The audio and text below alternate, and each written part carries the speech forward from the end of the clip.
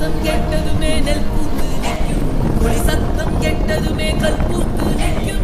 பகை சத்தம் கெட்டதுமே வில் பூத்து நிற்கும். சோழத்தின் பெருமை கூற சொல் பூத்து நிற்கும்.